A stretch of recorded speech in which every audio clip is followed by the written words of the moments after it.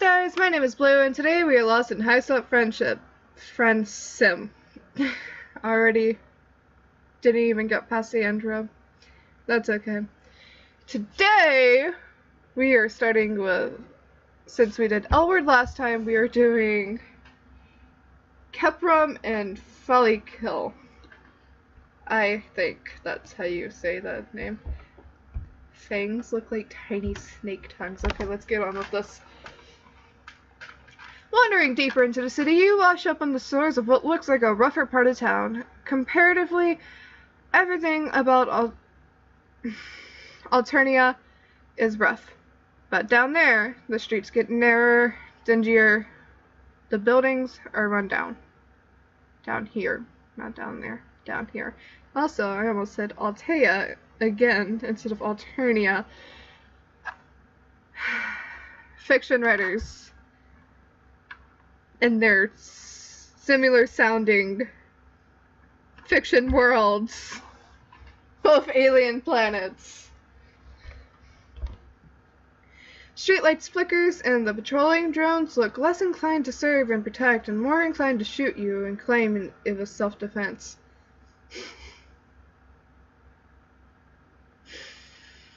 Get him, Friendsim, get him! You haven't seen any tracks, but if you had, this place would definitely be on the wrong side of them. Again, empathetically, you don't know what you're talking about. Everything you know has been gleaned from exceedingly painful trial by fire, but this looks like the sort of place no one cares about except the people who live there. A noisy group of trolls spills into the street up ahead. You quickly duck behind a row of garbage cans. Why? You have recently become gun-shy around groups, especially since most of these guys look fancy and wearing blue symbols in various shades of blue. Wearing symbols in various shades of blue. This is what happens when you read ahead and your mind decides to rewrite what you just read. Not to generalize, but blue bloods are starting to freak you out. Everybody here messes with you, but the higher castes do it with a government sanction. These particular blue bloods look as lost as you did several fronts ago, gazing around varying flavors of bemusement and frustration. They glance nervously between each other and the looming buildings on either side. Oh, hello, noise. Wait, I didn't turn it down. Crap. I can't see how far I turned it down, but I turned it down. Ha ha ha. Ha ha. I'm not reading that out loud. With the jolt of adrenaline, you realize you aren't the only person hiding in the pile of garbage. There's someone else. Two someones, actually. Turn it down a little bit. What you initially take as one large, lumpy troll resolves it on a second glance into two smaller trolls. A girl and a boy. The girl is clinging onto the boy's back like a very greasy sloth. It looks like a pretty precarious position in your opinion. You've recently become an expert in falling down. They're both skinny, stringy, and damn, you thought that smell was coming from the garbage, but it might be them. What kind of voice should I give him? I'm half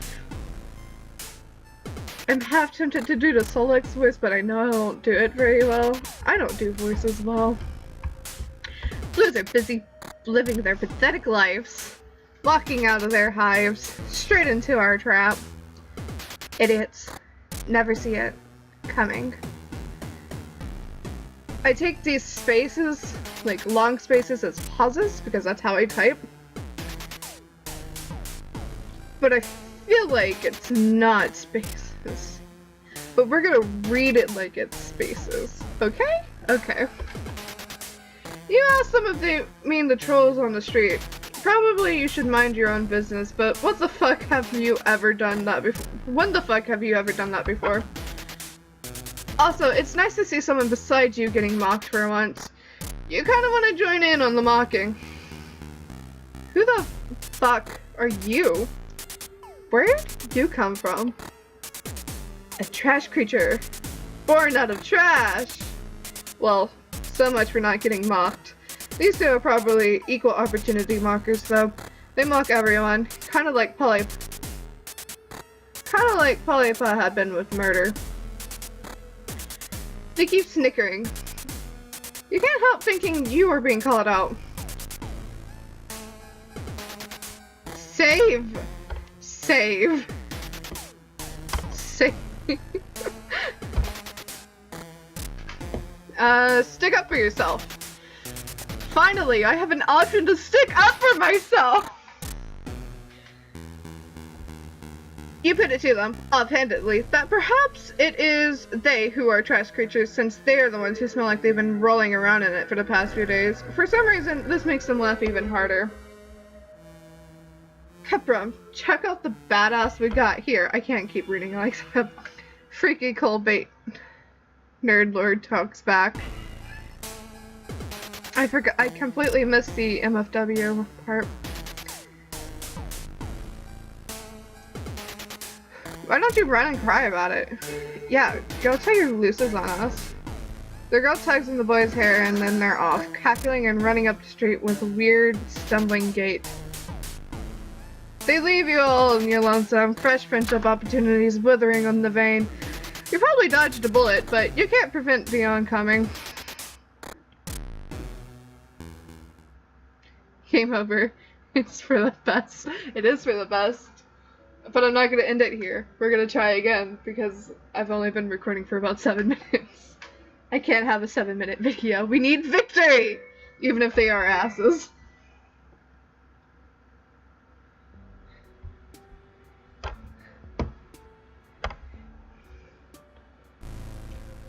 Take it lying down.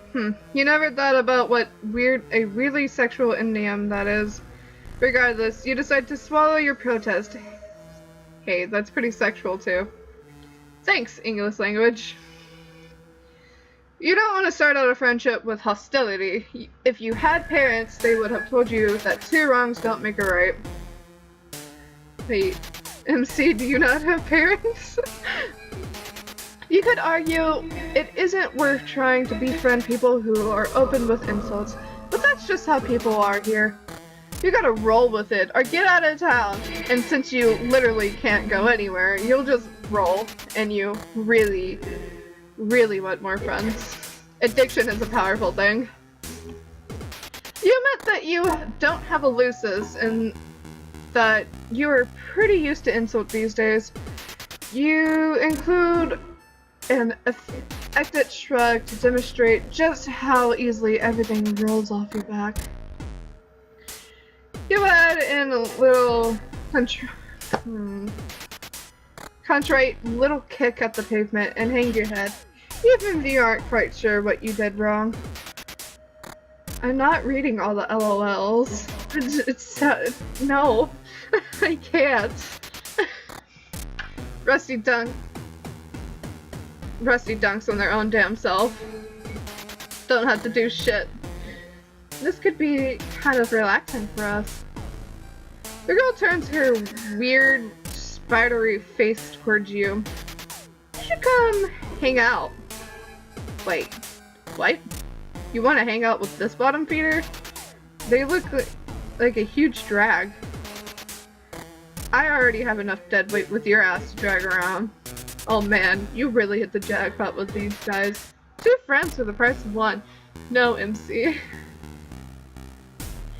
To answer your earlier question that you may have forgotten you asked, Cuprum hacked the palm husk JPS to bring them down here. Idiots can't do shit without their fancy tech. The Blue Buds are all arguing now. That is a violent grasp of hair. You can tell they're siblings. Somebody throws a punch. You figure it's a good prank, if a little mean-spirited. Fully Cool stops yanking at Hepram's hair and looks at you. Wow, you really are pretty basic. Hey, Hepram. She gives his hair another yank, like it's brains and he's her horse. Hepram grins.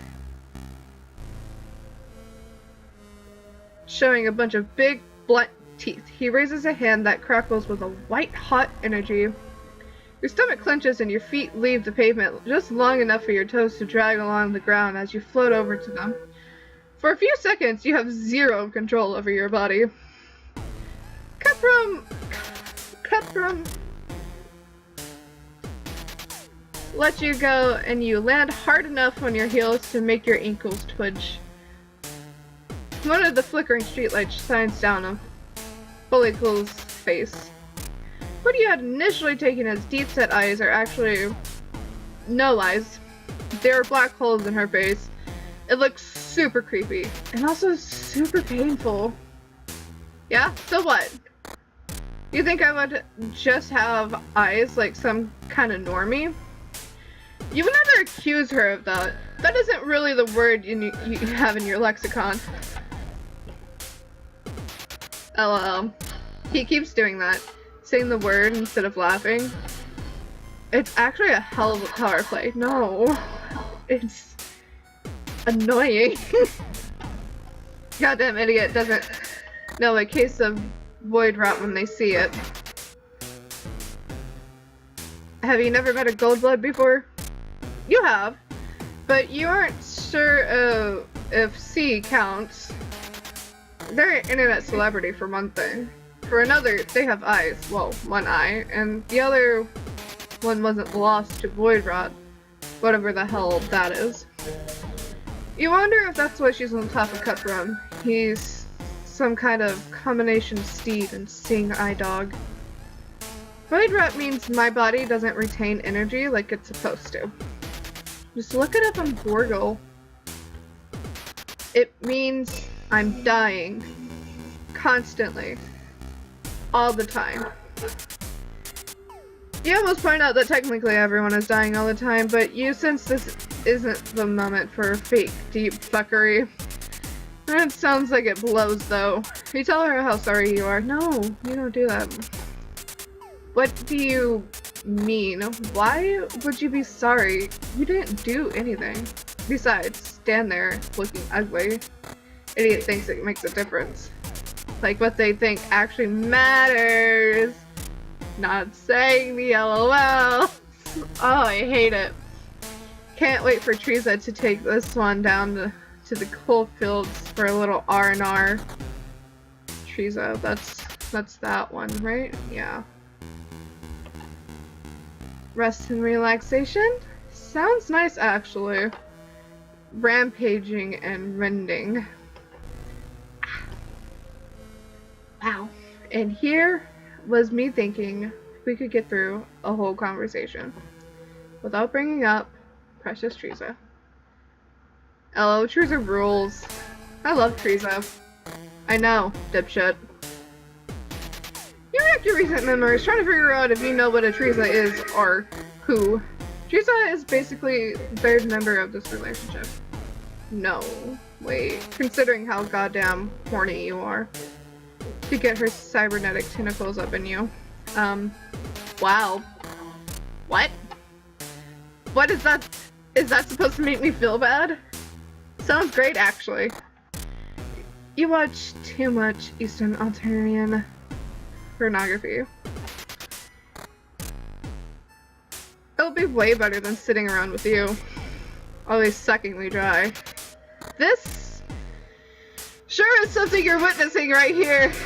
Must be that block round stuff Zebra had briefly filled you in on. You cock a hip and compliment them. No, don't do it. Don't. No, MC. No, bad. Stop it. No.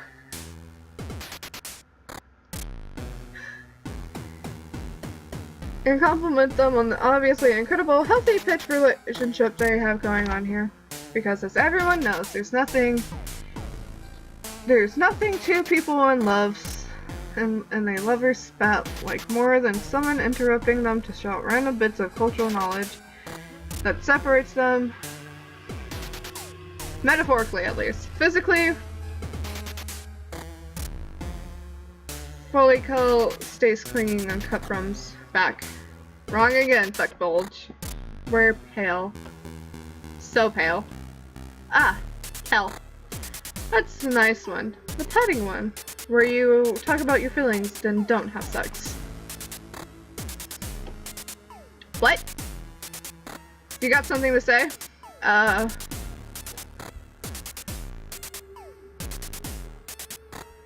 Saving again.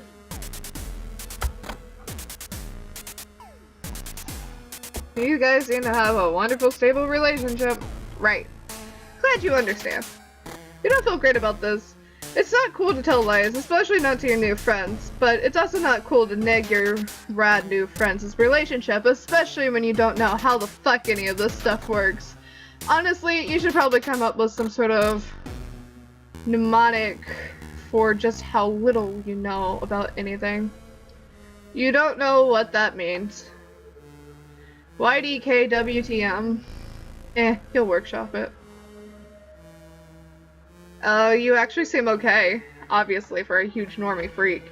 But okay. You wonder what kind of people Cuprum has been hanging out with if he thinks you look normal. At this point, you're, what, dressed in a bathrobe, sunburned, slathered in sparkly lotion, and a bunch of other stuff you can't remember right now. His friends must really look wild. You hope whoever those friends are will be your friends too. You aren't picky about looks. The group of blue buds is out in the street. Maybe they could use some friends too. You're getting the vapors just from the thought of all these potential connections. You start around the dumpster to find out Cupron grabs you by the back of your shirt. Where do you think you're going? Idiot tries to make decisions for themselves. Yes, I do. And if I was really there, I'd probably punch you in the face. I don't hate him per se, he's just annoying. The decisions are bad. Nobody is fucking surprised. You point out, very respectfully, that all these people look pretty lost and confused. You assume the prank is over now. Everyone can shake hands and go on as friends? This is idiotic, considering that what you have learned about Alternia up until now. Not a prank. This is war. It's not over until all of them are dead or crying. Well, okay. As long as you aren't the one dead or crying, none of these high bloods look too close to doing either. Well, you're standing in a clump of the center of the street, nervous, but fine. This is just a minor inconvenience, like a flat tire or a spilled cup of coffee. They have been lured into the slums by some greasy nerds, but Folika and Cuprum don't seem to plan on doing anything besides watching and googling. One of the blue bloods, a smallish girl with the cerulean symbol in her hair clips, is standing a little apart from the group, furiously texting. TFW when dirty blue blood girl starts losing her cool. Should have known one of them would crack. You aren't sure what's going on. Yes, Wig. Yes. Stop it, Al. YASWG. You aren't sure what's going on. Nope, just read that. Still not great. Wiggler is calling down the damn drums. Usually high bloods wouldn't go running to them like that. Don't want to admit low bloods got one over them. When you get owned, fucking own it. That could go on a t-shirt. It could go on a t-shirt. Let's make that a t-shirt. Probably cool and Cuprum seem bummed that their prank is going to end so fast. And with so little damage done. But isn't that the point of a prank? That everyone gets out of it relatively unscathed? Anything more and it becomes an assault. Overhead there's a whirl and clang. Loud, but not loud enough to prepare you for a damn flying bus coming in for a landing out on the street. Holy shit! You don't think you've ever been so excited about public transportation. You are confident that continuing your ramble across the alien world is the best thing for you to do, but gosh, it would be nice to rest your feet for a little while. Even better, none of the trolls are getting on the bus seem to have any money or travel passes. Perfect. You don't have any of those things either. You start around the trash pile again, and this time 2 pairs of hands grab on the back of your undershirt. Dude, where the hell are you going? You quickly explain you want to catch the bus before it takes off again. You have no idea how long it'll be before another one arrives. Follicle and Cuprum look at you like you're crazy. Well, Cuprum look at you, and Follicle kind of off over your shoulder. Can you call it looking if someone doesn't have eyes? Listen, I know we make jokes about the intelligence of everyone around us. It's just our thing. But you are actually mentally handicapped. You can't just get on a chartered scuttle buggy. That's for Cerulean and up. Maybe Till if they got a death wish. This damn hemospectrum thing again. You really need someone to sit you down and explain exactly how all of this works, preferably without calling you an idiot the whole time or hitting on you. It just seems so arbitrary. At least the oppressive power structures from your planet make sense. Well, no, they don't actually. But you're used to them, which makes them better and more acceptable.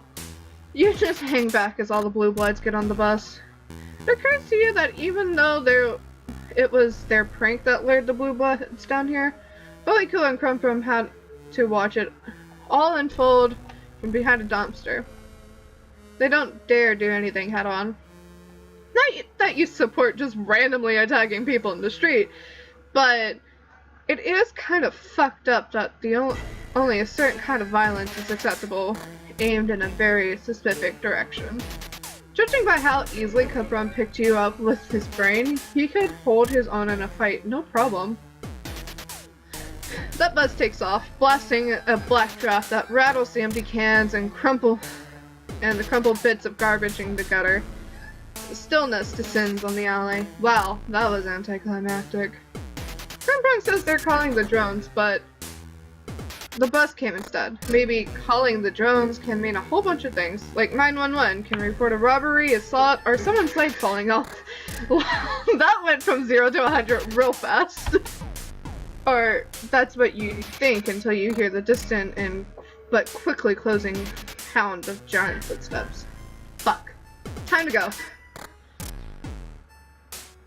Follicle wraps her arms more securely around Cuprum and he takes off. Like, literally takes off. At first you think he's wearing those shoes with the little wheels in the bottom, the kind kids wear to crash into stuff at the mall. But no. He's hovering half an inch off the ground. You have to run to keep up with him. Your steps are distressingly loud on pavement. A familiar weightlessness shoots through your limbs, settling in your guts. Energy crackles around you, picking you up from the ground and pulling you along behind them. He has enough power to float both of you at once, all while carrying his girlfriend on his back. Not girlfriend. Not girlfriend. It's like best friend MC. Best friend. You don't know much about physics. YDK map. But that's pretty damn impressive. All 3 of you around the corner and you forget all about being impressed because you're too busy freaking the fuck out. You were so busy worrying about the drone coming from behind you that you did not consider the possibility of one closing in from the front. This one is smallish, but still a lot bigger than you. And a lot spinier. And a lot more endowed with dangerous lasers. And it's focused on the 3 of you instead of someone else. You, Follicle, and Crumprum make a similar noise. It goes a little bit like...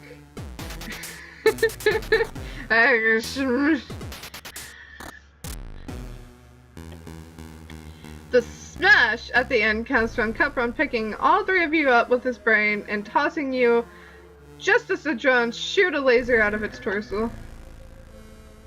Oh, we're back where we started. or this is a different alleyway that looks exactly the same. It blasts the pavement where you've been standing into a craggly, smoking chunks. You tumble feet over ass to an alley wall.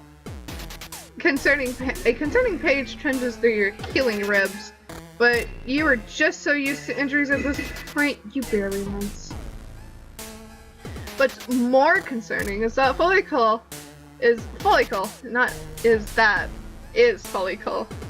blast rips her off her from and sends her into the opposite direction against the alley wall with you. She immediately curls into a ball like a pill bug with a lot of hair. She doesn't respond when you ask her if she's okay. And you aren't sure if you should touch her. You shouldn't move injured people, right? Especially not injured people with void rot. I'm fine. I'll live. Oh fuck. The drone had a 50-50 chance of telling in your direction as to come from. And surprise! It did! It moves altogether way too fast for something that size. Aren't big things supposed to be slow? That's what video games taught you. I don't know what video games you're playing. Probably Shadow of the Colossus. Video games wouldn't lie, would they? Fuck, shit, hell, you've come all this way, dodged so many dangers, and made so many friends, and now you're gonna get lasered by some huge, spiky robot monster thing. Are they even robots? They kind of look organic, but so do, like, couches here. But you digress. It's going to kill you. But instead of dealing you a quick fatal blow, the drone stops in the center of the street. Its big, ugly head swivels towards Folica. Oh god. Is it possible you found someone more bold than you are? Alternia definitely doesn't seem like a great place to be the weakest link. As usual, you are next to useless. All you can do is watch as the drone takes heavy steps towards her.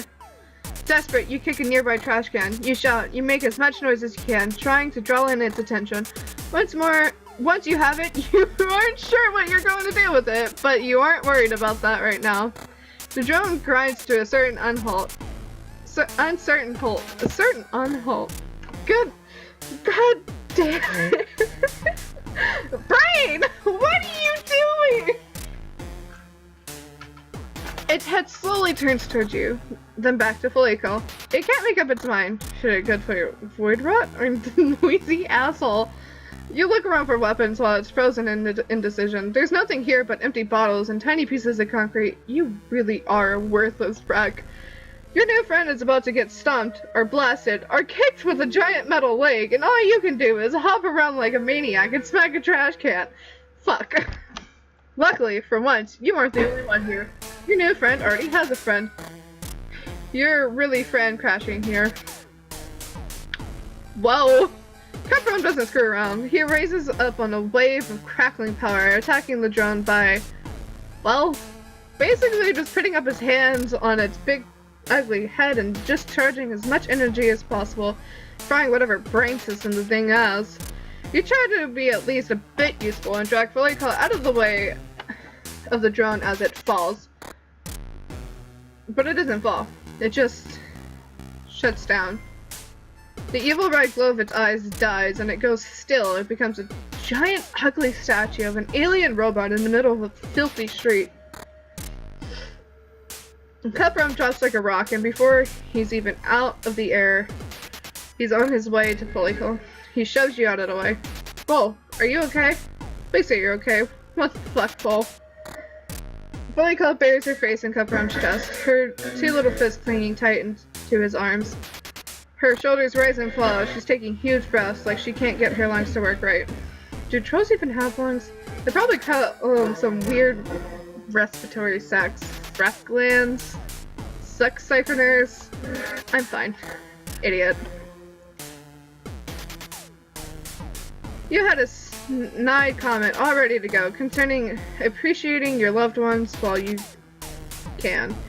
But before a big metal monster comes up and squishes them. But sitting here watching Cutthroat hold Folico like he never wants to let her go, well, all your sadness drains into a puddle of your feet. You don't know them. You don't know their life. Their relationship might not be the healthiest, but honestly, his is. You've seen some really bad shit. Both here and back home. Hey, you okay, dork? Yeah, you really are. Thanks to them. Victory! You made a friend! Cool! They aren't all that bad, but they're not great either. At least they care about each other. And that was 30 minutes. This is going to be the longest episode in a while. Well, tell me what you think about those two. They're alright. I might hang out with them for a little bit before I get annoyed and have to leave before I punch either of them in the face. But that's it for today's stars. I will see you in the next adventure. And remember, we're all made of the same cosmic dust, so be nice. Kate, love you, bye!